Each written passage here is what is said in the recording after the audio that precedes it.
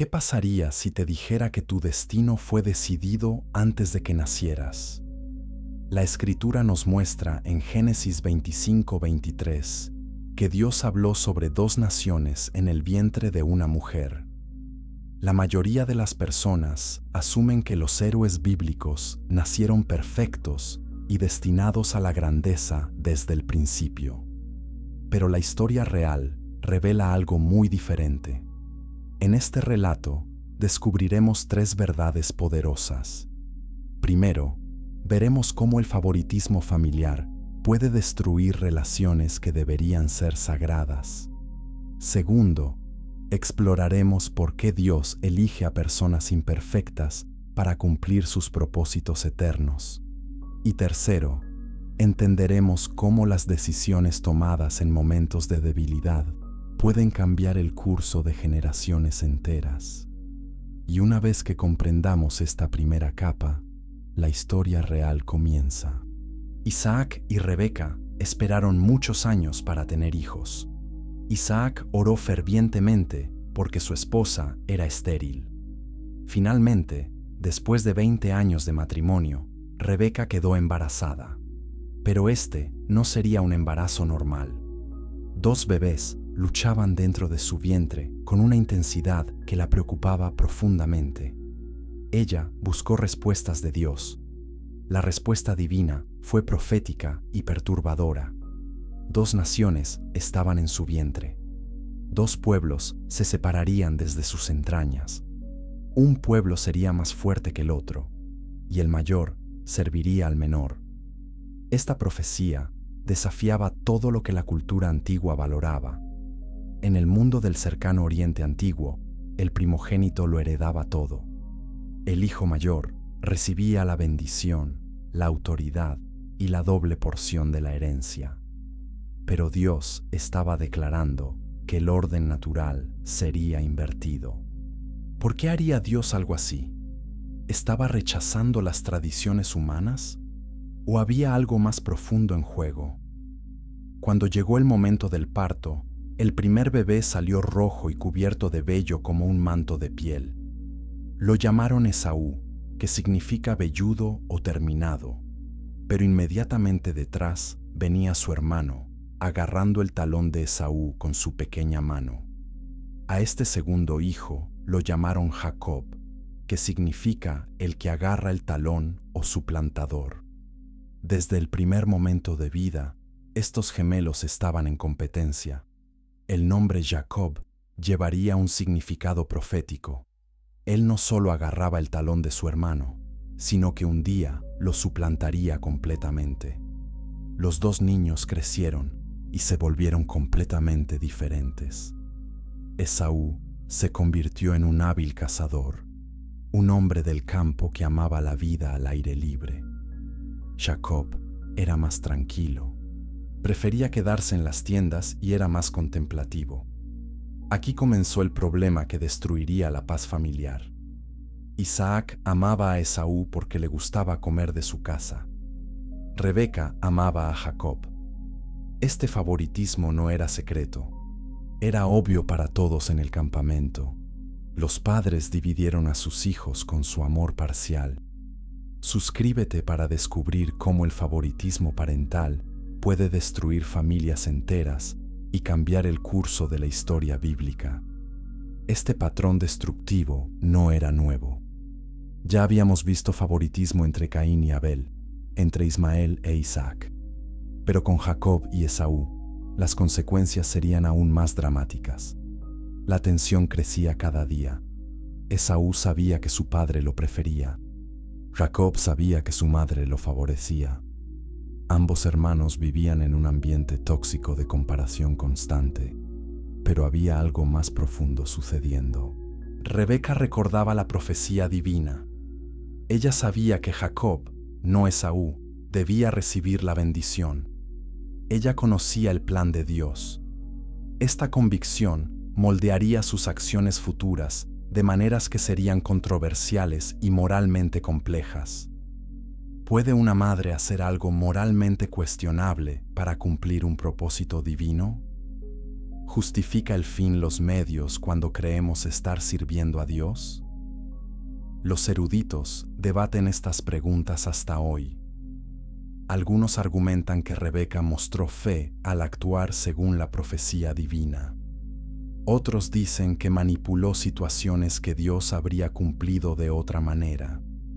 La verdad es que la Escritura presenta a personas reales con motivaciones mezcladas.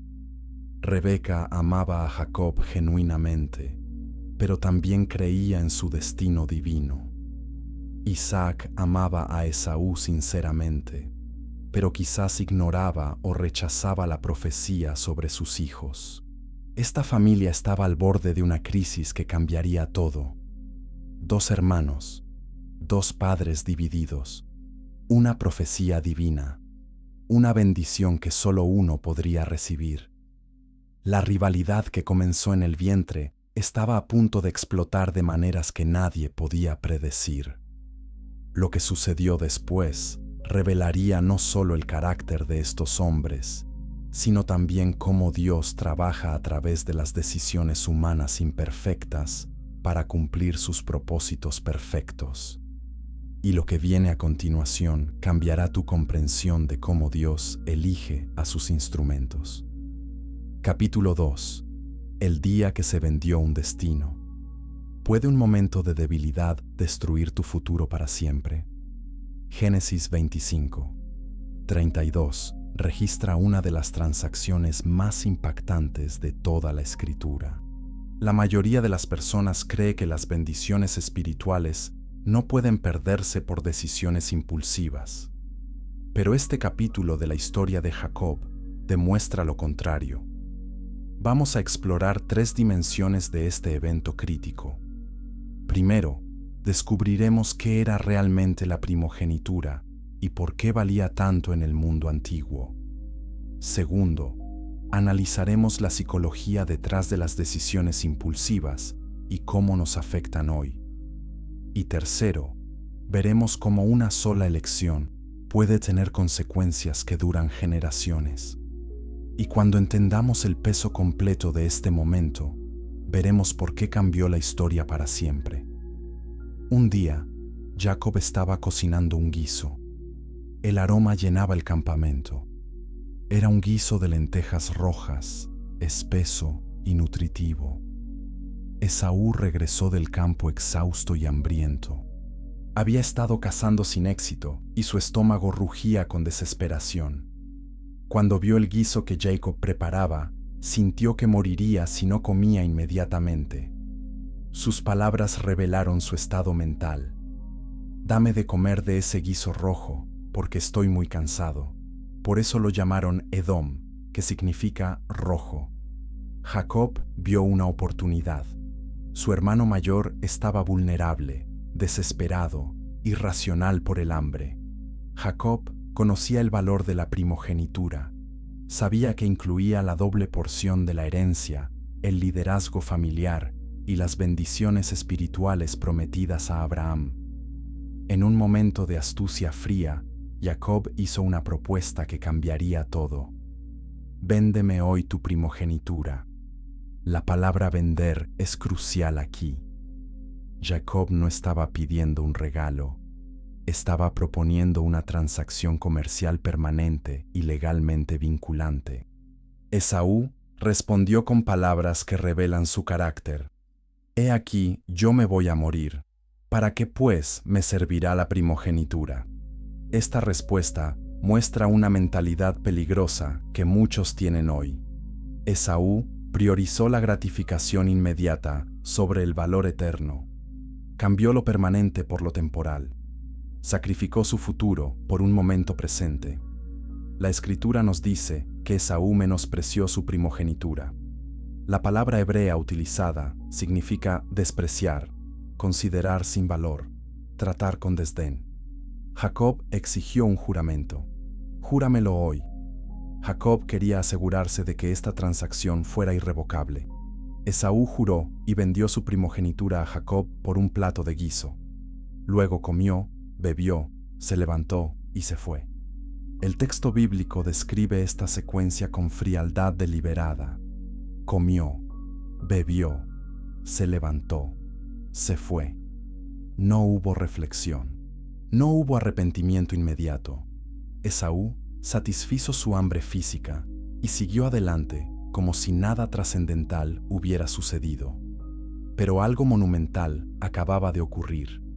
La primogenitura había cambiado de manos legalmente. Los derechos del primogénito ahora pertenecían a Jacob. Las promesas dadas a Abraham e Isaac ahora fluirían a través de Jacob, no de Esaú.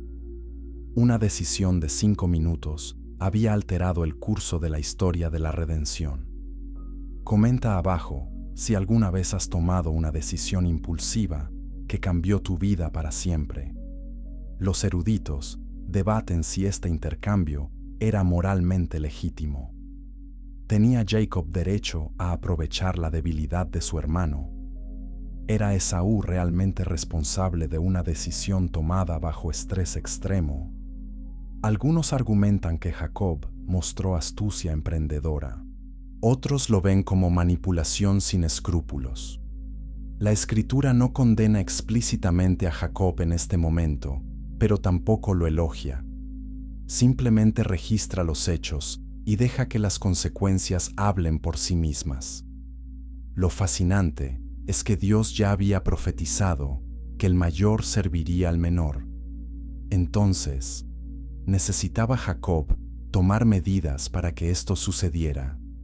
¿O estaba interfiriendo con el plan divino al forzar el cumplimiento? Este es el misterio de la soberanía divina y la responsabilidad humana trabajando juntas.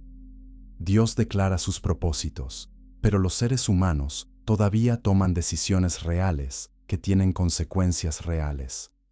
Hebreos 12:16 llama a Esaú profano o inmoral, porque vendió su primogenitura por una sola comida. El Nuevo Testamento interpreta este evento como una advertencia para nosotros. Esaú representa a quienes valoran lo temporal sobre lo eterno. Él simboliza a quienes cambian bendiciones espirituales por placeres momentáneos. Su historia nos advierte sobre el peligro de vivir solo para el presente sin considerar las consecuencias futuras. Pero había más por venir. La primogenitura era importante, pero aún faltaba algo crucial: la bendición del Padre. En el mundo antiguo, la bendición patriarcal era una declaración profética con poder casi mágico. Una vez pronunciada, no podía revocarse. Isaac todavía no había dado su bendición formal. Esaú podría haber perdido su primogenitura, pero la bendición aún estaba disponible. O eso pensaba él. Lo que ninguno de los hermanos sabía era que otra confrontación estaba llegando. Esta vez involucraría engaño, disfraz y una madre dispuesta a arriesgarlo todo por su hijo favorito. Y cuando esa bendición fuera robada, las consecuencias desgarrarían a esta familia de maneras que tomarían décadas sanar. Capítulo 3. El engaño que cambió la historia. ¿Puede Dios usar el engaño para cumplir sus propósitos santos? Génesis 27:4 documenta uno de los episodios más controversiales de toda la Biblia. La mayoría de las personas asume que Dios solo trabaja a través de métodos moralmente puros y transparentes. Pero la historia de cómo Jacob obtuvo la bendición desafía esa suposición cómoda. En este capítulo descubriremos 3 verdades incómodas. Primero, exploraremos cómo una madre piadosa participó activamente en un engaño elaborado. Segundo, veremos cómo Isaac fue cegado física y espiritualmente a la voluntad de Dios. Y tercero, entenderemos por qué Jacob, a pesar de su engaño, aún fue elegido para continuar el linaje de la promesa. Y una vez que enfrentemos estas contradicciones, nunca veremos a los patriarcas de la misma manera. Isaac envejeció y sus ojos se oscurecieron hasta que no pudo ver. Un día llamó a Esaú, su hijo mayor, y le dijo que preparara su comida favorita para darle su bendición antes de morir. Isaac amaba el sabor de la caza que Esaú preparaba. Pidió a su hijo que fuera al campo, cazara un animal y le preparara un guiso sabroso. Después de comer, Isaac planeaba pronunciar la bendición patriarcal sobre Esaú. Esta bendición transmitiría autoridad espiritual, promesas divinas y liderazgo familiar. Rebeca escuchó esta conversación. Inmediatamente, ella recordó la profecía divina. Dios había dicho que el mayor serviría al menor. Isaac estaba a punto de contradecir esa palabra profética al bendecir a Esaú. Rebeca tenía que actuar rápidamente. Ella llamó a Jacob y le contó el plan de Isaac. Luego propuso un plan audaz y arriesgado. Jacob iría ante su padre pretendiendo ser Esaú. Recibiría la bendición que Isaac destinaba para su hermano mayor. Jacob inmediatamente vio el problema. Mi hermano Esaú es hombre velloso y yo soy lampiño. Isaac era ciego pero no tonto. Tocaría a su hijo para verificar su identidad. Si Isaac descubría el engaño, Jacob no recibiría una bendición, sino una maldición. Rebeca respondió con palabras que revelan su determinación. Hijo mío, sea sobre mí tu maldición. Ella estaba dispuesta a asumir toda la responsabilidad y consecuencias del plan. Esta madre arriesgaba su propia alma por el destino de su hijo favorito. Rebeca diseñó el engaño con detalles meticulosos. Tomó las mejores ropas de Esaú y vistió a Jacob con ellas. Cubrió las manos y el cuello lampiño de Jacob con pieles de cabritos para simular el vello de Esaú. Preparó un guiso sabroso al estilo que Isaac amaba. Luego envió a Jacob a la tienda de su padre con la comida y el disfraz completo. Dale like si esta historia te hace cuestionar cómo Dios trabaja a través de personas imperfectas. Jacob entró a la tienda de su padre ciego. Padre mío, dijo.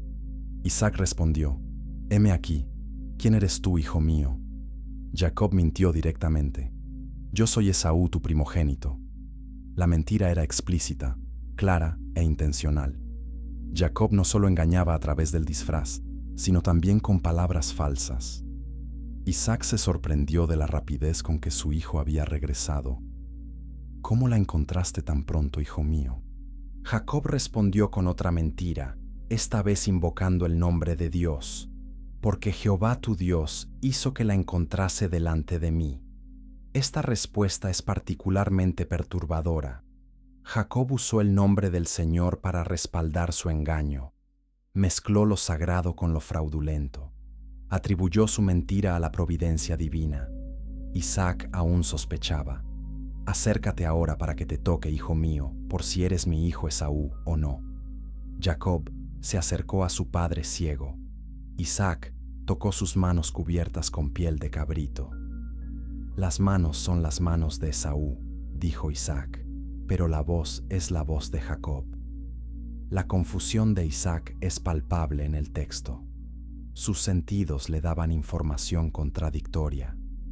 Las manos se sentían correctas, pero la voz sonaba incorrecta.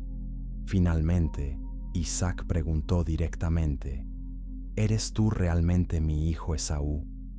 Jacob respondió con una sola palabra, yo soy. Esta fue la tercera mentira directa. El engaño estaba completo.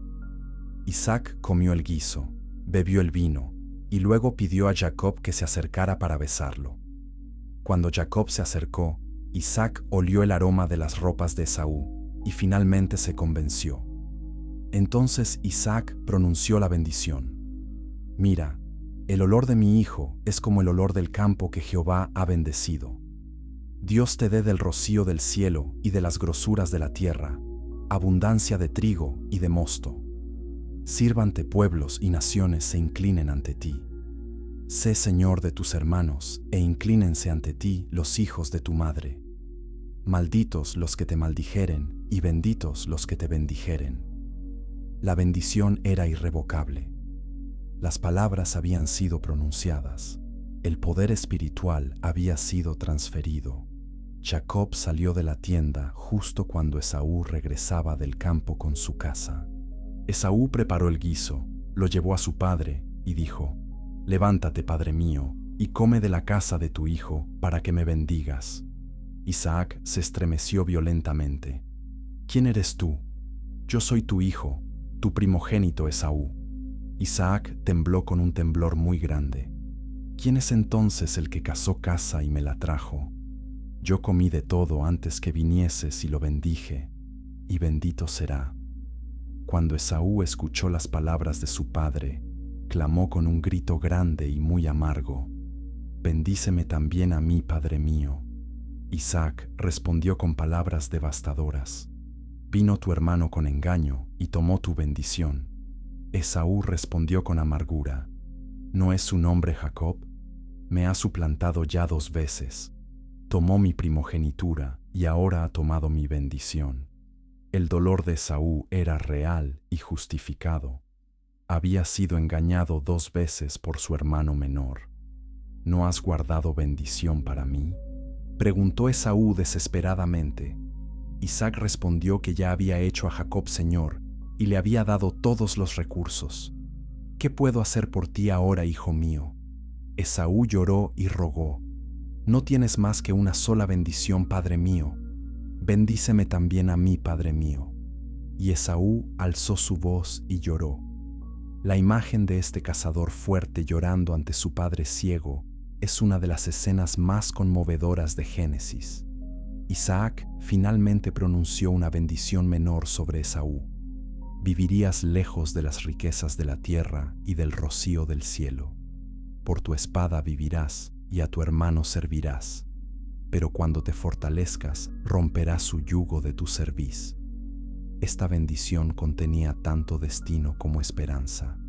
Esaú serviría a Jacob, pero eventualmente se liberaría. Esta profecía se cumpliría siglos después, cuando Edom, los descendientes de Esaú, obtuvieran independencia temporal de Israel. Esaú odió a Jacob por la bendición. En su corazón planeó venganza. «Cuando mi padre muera, mataré a mi hermano Jacob». Estas palabras llegaron a oídos de Rebeca.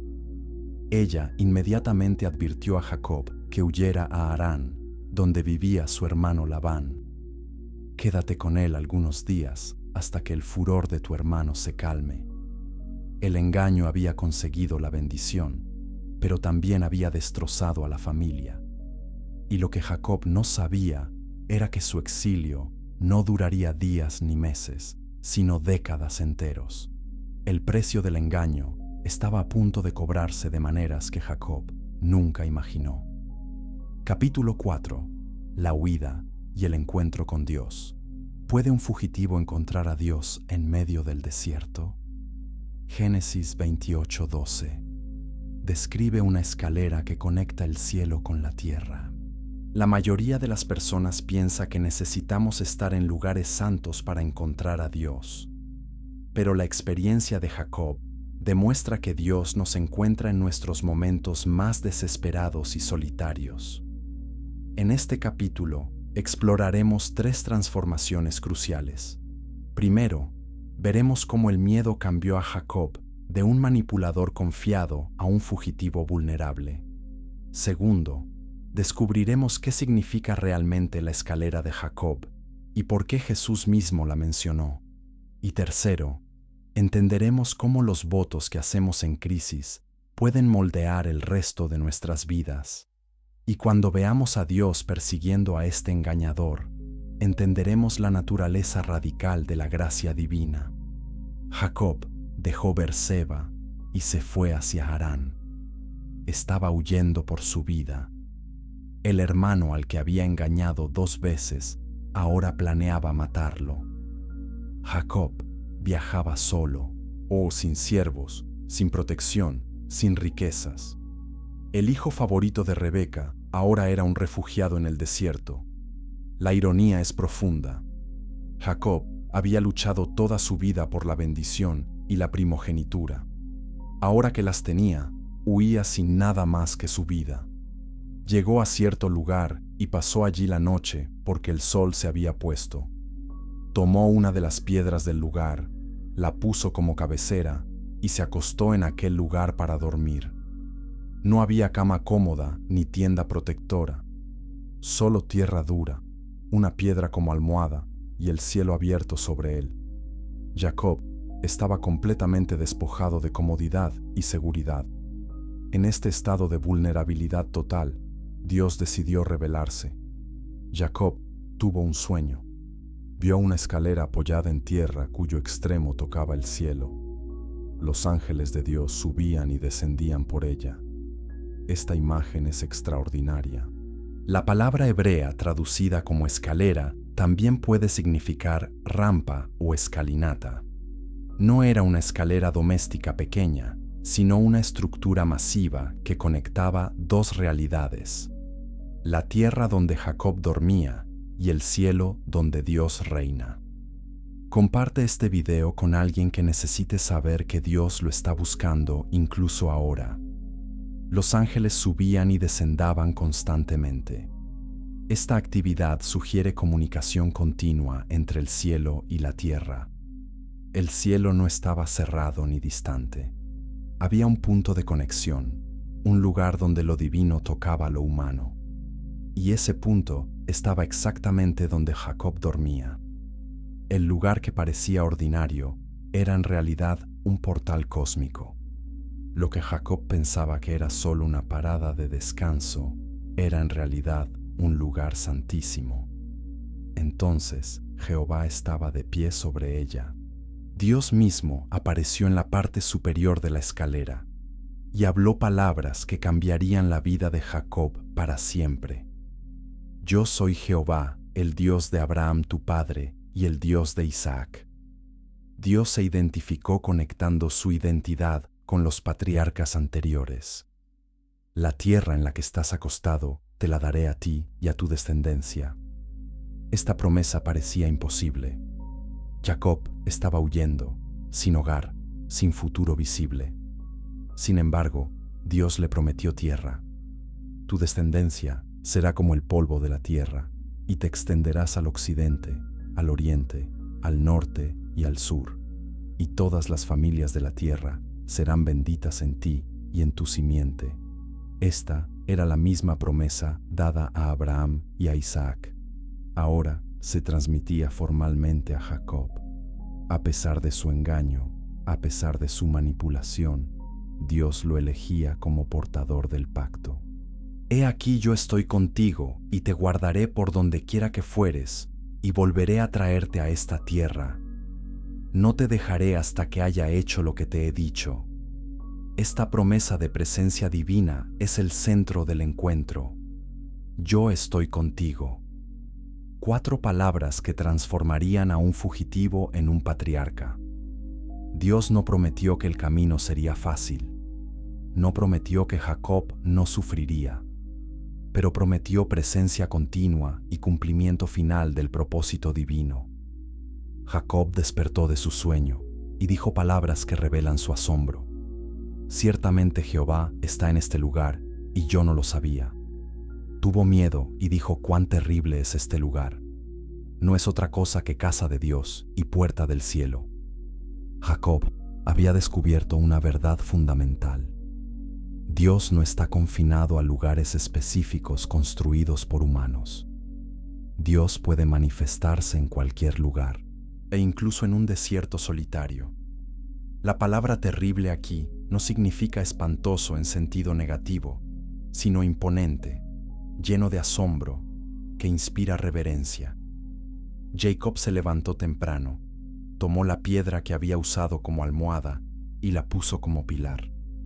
Derramó aceite sobre ella como acto de consagración. Llamó a aquel lugar Betel, que significa casa de Dios. Entonces Jacob hizo un voto. Si Dios está conmigo y me guarda en este viaje que voy, me da pan para comer y vestido para vestir, y vuelvo en paz a la casa de mi padre, Jehová será mi Dios. Esta piedra que he puesto como pilar será casa de Dios, y de todo lo que me dieres el diezmo lo daré a ti. Este voto muestra la mentalidad transaccional de Jacob. Si Dios hace esto, entonces yo haré aquello. Jacob todavía estaba pensando en términos de intercambio y negociación. Pero había algo más profundo sucediendo. Jacob estaba comprometiéndose con el Dios de sus padres de una manera personal.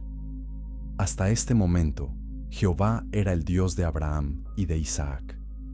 Ahora Jacob estaba comenzando a hacer del Señor su Dios también.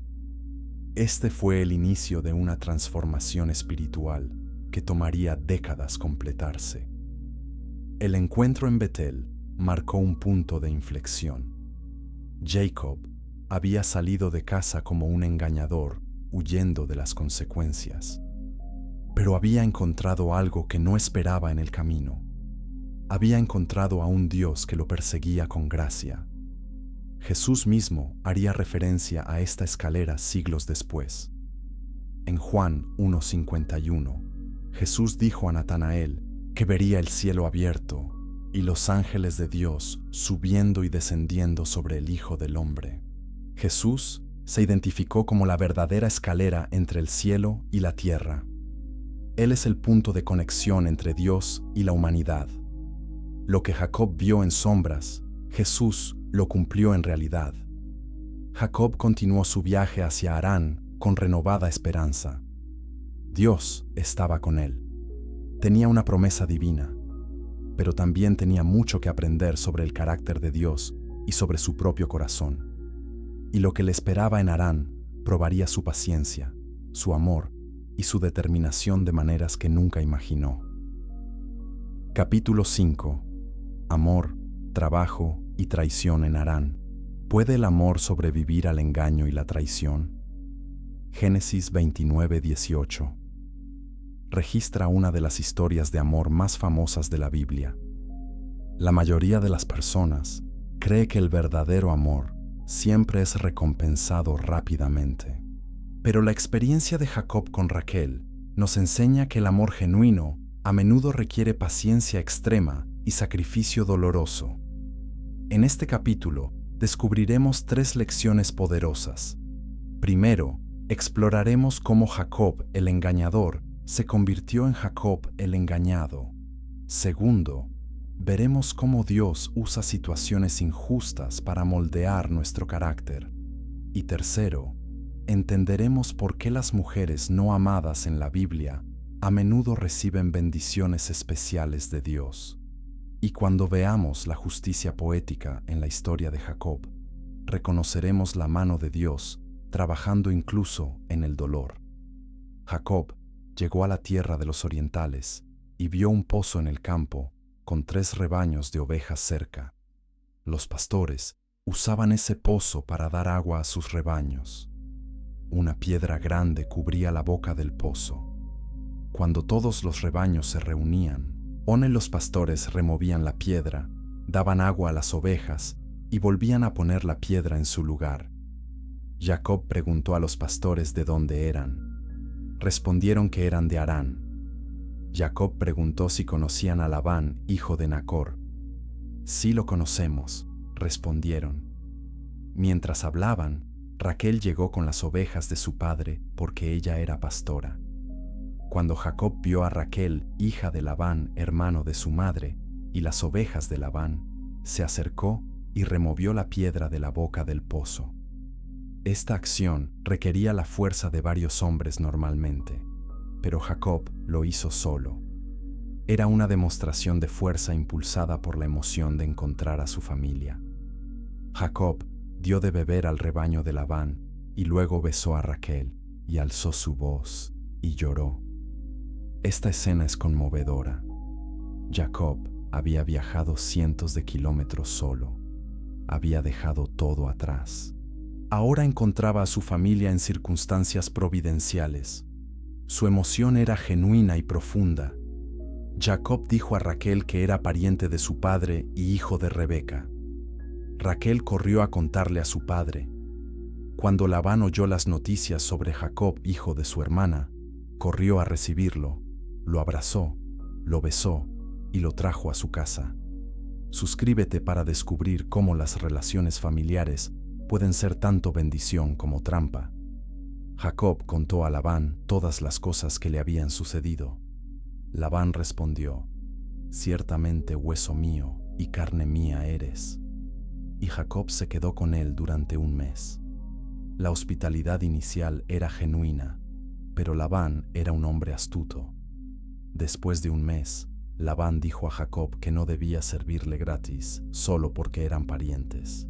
«Declárame cuál será tu salario». Labán tenía 2 hijas. El nombre de la mayor era Lea y el nombre de la menor Raquel. Los ojos de Lea eran delicados, pero Raquel era de hermoso semblante y de bello parecer. Esta descripción sugiere que Raquel era considerada más atractiva que su hermana mayor. Jacob se había enamorado de Raquel. Respondió a Labán con una propuesta audaz: «Te serviré 7 años por Raquel, tu hija menor». Labán aceptó diciendo que era mejor dársela a Jacob que a otro hombre. Así que Jacob sirvió 7 años por Raquel, y le parecieron como pocos días porque la amaba. Esta frase es una de las más románticas de toda la Escritura. 7 años de trabajo duro se sintieron como días debido al poder del amor genuino. Cuando se cumplieron los 7 años, Jacob dijo a Labán: «Dame mi mujer porque mi tiempo se ha cumplido para unirme a ella». Labán reunió a todos los hombres del lugar e hizo un banquete. Pero cuando llegó la noche, Labán tomó a Lea su hija y la trajo a Jacob, y Jacob se unió a ella. Esta fue una traición monumental. Labán sustituyó a una hija por otra en la oscuridad de la noche de bodas. ¿Cómo pudo Jacob no darse cuenta? Las ceremonias de boda antiguas involucraban velos que cubrían completamente a la novia.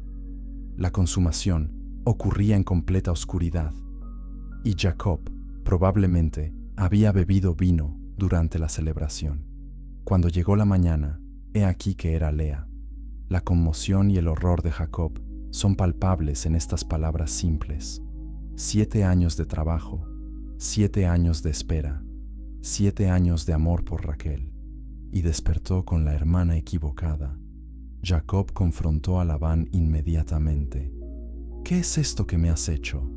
¿No te he servido por Raquel? ¿Por qué pues me has engañado?» La palabra engañar es la misma usada cuando Jacob engañó a Isaac. El engañador ahora experimentaba el dolor de ser engañado. Labán respondió con una excusa cultural: «No se hace así en nuestro lugar que se dé la menor antes de la mayor». Esta explicación era conveniente y probablemente cierta.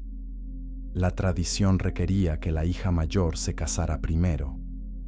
Pero Labán nunca había mencionado esta regla durante los 7 años que Jacob trabajó. Labán había engañado deliberadamente a Jacob.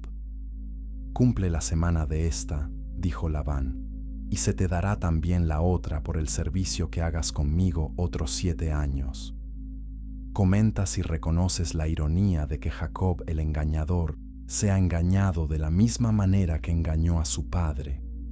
Jacob aceptó. Cumplió la semana de bodas con Lea, y luego Labán le dio a Raquel como esposa también. Jacob amaba a Raquel más que a Lea. Sirvió a Labán otros 7 años. En total, Jacob trabajó 14 años por las 2 hermanas. Pero ahora tenía un problema serio: 2 esposas, una amada y otra no amada. Este arreglo crearía dolor, rivalidad y conflicto familiar que duraría generaciones. Jehová vio que Lea era menospreciada y abrió su matriz, pero Raquel era estéril. Esta es una inversión divina significativa. La esposa no amada recibió la capacidad de tener hijos. La esposa amada era estéril. Dios constantemente se pone del lado de los rechazados y olvidados en la Escritura. Lea concibió y dio a luz un hijo, y llamó su nombre Rubén, porque dijo: «Jehová ha mirado mi aflicción. Ahora, por tanto, me amará mi marido». Concibió de nuevo y dio a luz un hijo, y dijo: «Por cuanto oyó Jehová que yo era menospreciada, me ha dado también este». Y llamó su nombre Simeón. Concibió otra vez y dio a luz un hijo, y dijo: Ahora esta vez se unirá mi marido conmigo, porque le he dado 3 hijos. Por eso llamó su nombre Leví. Los nombres de los hijos de Lea revelan su dolor emocional y su esperanza desesperada de ganar el amor de Jacob. Cada nacimiento era un intento de conquistar el corazón de su esposo. Concibió otra vez y dio a luz un hijo, y dijo: Esta vez alabaré a Jehová. Por eso llamó su nombre Judá, y dejó de dar a luz. Con el 4.º hijo, algo cambió en Lea. En lugar de buscar la aprobación de Jacob, decidió alabar a Dios. Este fue un punto de inflexión espiritual en su vida. Mientras tanto, Raquel permanecía estéril y su desesperación crecía. La competencia entre las hermanas se intensificaría aún más en los años venideros, y lo que comenzó como una historia de amor se convirtió en una saga compleja de rivalidad, dolor y eventualmente redención a través de generaciones. Capítulo 6. El nacimiento de una nación. ¿Puede Dios construir una nación a partir de una familia disfuncional? Génesis 35:11. Declara que reyes saldrán de Jacob. La mayoría de las personas piensa que Dios solo usa familias perfectas y armoniosas para sus propósitos. Pero las 12 tribus de Israel nacieron de rivalidad, celos, competencia y dolor profundo.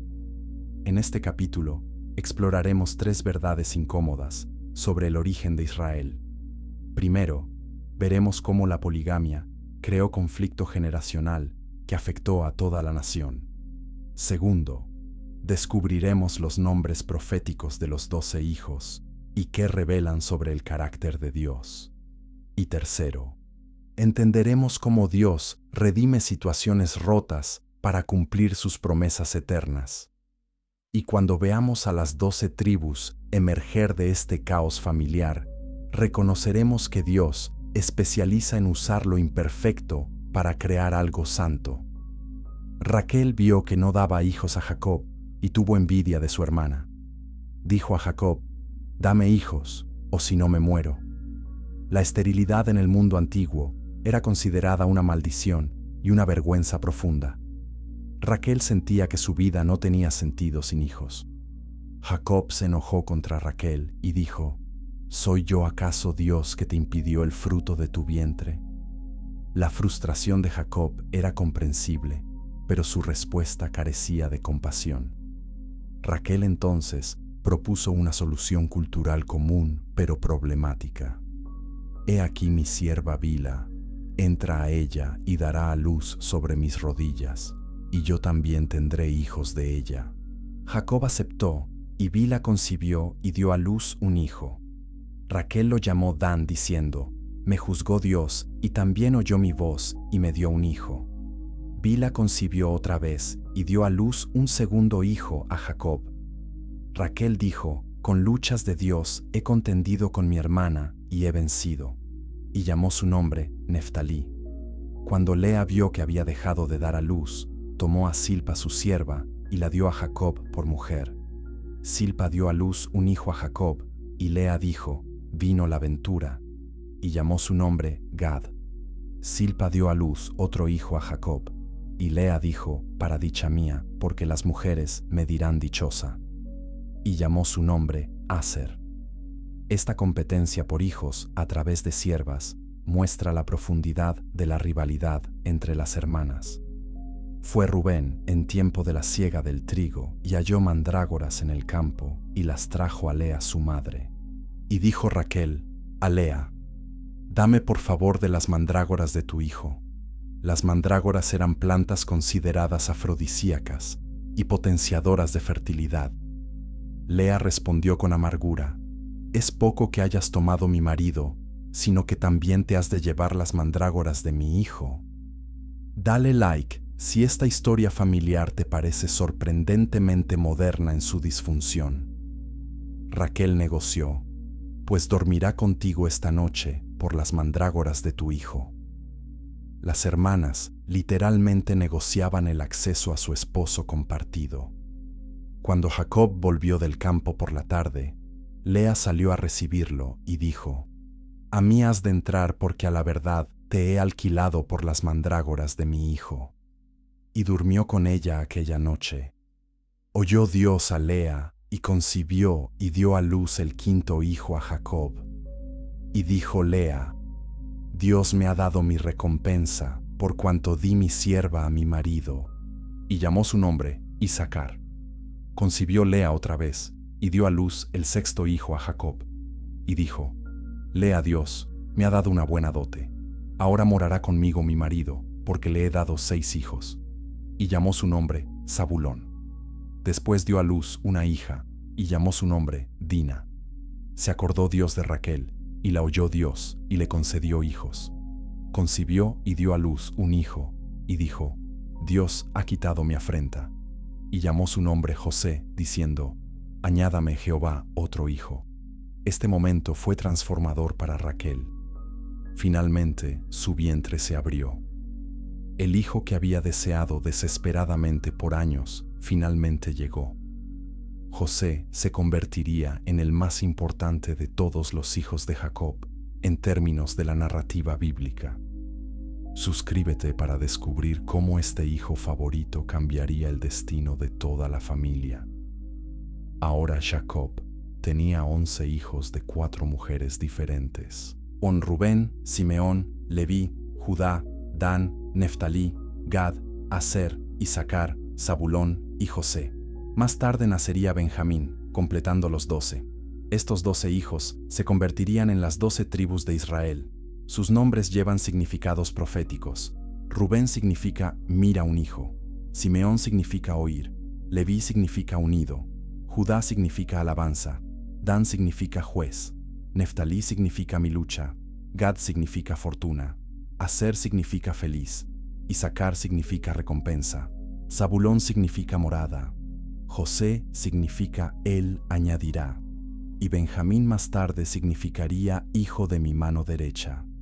Cada nombre cuenta una historia de la condición emocional y espiritual de la madre en el momento del nacimiento. Juntos, estos nombres forman un testimonio del viaje de esta familia desde el conflicto hacia la identidad nacional. Lo que comenzó como rivalidad entre hermanas se convirtió en el fundamento de la nación elegida de Dios. Los eruditos señalan la ironía. Israel, el pueblo elegido de Dios, no vino de una familia ideal. Vino de poligamia, competencia, manipulación y dolor. Sin embargo, Dios usó precisamente esta situación rota para establecer su pueblo del pacto. Esta verdad es profundamente consoladora. Dios no espera que nuestras familias sean perfectas antes de usarnos. Él entra en nuestro desorden, nuestra disfunción y nuestro dolor, y de alguna manera, milagrosamente, teje hilos rotos en un tapiz de propósito redentor. Las 12 tribus que surgirían de estos 12 hermanos tendrían sus propias historias complejas. Algunas tribus serían poderosas, otras pequeñas, algunas fieles, otras rebeldes. Pero juntas formarían el pueblo a través del cual vendría el Mesías. De Judá vendría la línea real de David y finalmente Jesús mismo. Jacob había llegado a Harán como un fugitivo solitario. Ahora era padre de 11 hijos y pronto 12. Tenía 2 esposas, 2 concubinas, grandes rebaños y riqueza considerable. Pero su corazón anhelaba algo más. Anhelaba regresar a la tierra de su padre. Anhelaba reconciliación con Esaú. Anhelaba cumplir el voto que había hecho en Betel años atrás. Y pronto, ese anhelo se convertiría en acción. El viaje de regreso estaba por comenzar, y con él vendrían encuentros que transformarían a Jacob de maneras que nunca imaginó posibles. Capítulo 7. El regreso del fugitivo. Es posible volver a casa después de décadas de exilio. Génesis 31:3 registra la orden divina de regresar. La mayoría de las personas cree que el pasado siempre nos persigue y que no podemos escapar de nuestros errores. Pero la historia del regreso de Jacob nos enseña que Dios hace posible lo imposible cuando llama a sus siervos de vuelta al lugar de su promesa. En este capítulo descubriremos 3 movimientos cruciales en el viaje de Jacob. Primero, veremos cómo Dios mismo intervino para liberar a Jacob de Labán. Segundo, exploraremos la confrontación final entre suegro y yerno. Y tercero, entenderemos cómo Jacob se preparó para el encuentro más temido de su vida, su hermano Esaú. Y cuando veamos a Dios protegiendo a Jacob en cada paso, reconoceremos que las promesas divinas nunca fallan. Después del nacimiento de José, Jacob dijo a Labán: «Envíame para que me vaya a mi lugar y a mi tierra. Dame mis mujeres y mis hijos por las cuales he servido contigo y déjame ir». Jacob había cumplido sus 14 años de servicio. Técnicamente era libre de irse, pero Labán no quería perderlo. «He hallado gracia en tus ojos, señálame tu salario y te lo daré». Labán había prosperado enormemente debido a la presencia de Jacob. Reconocía que Jehová lo había bendecido por causa de Jacob. Jacob propuso un acuerdo inteligente sobre el ganado. Pasaría por todos los rebaños, separando las ovejas manchadas y las cabras de color. Esos serían su salario. Labán aceptó porque parecía que Jacob tendría pocos animales, ya que la mayoría del ganado era de color sólido. Pero Jacob usó métodos de crianza selectiva y posiblemente entendimiento genético primitivo. Los rebaños de Jacob crecieron enormemente mientras los de Labán disminuían. Jacob se enriqueció mucho y tuvo muchas ovejas, siervas, siervos, camellos y asnos.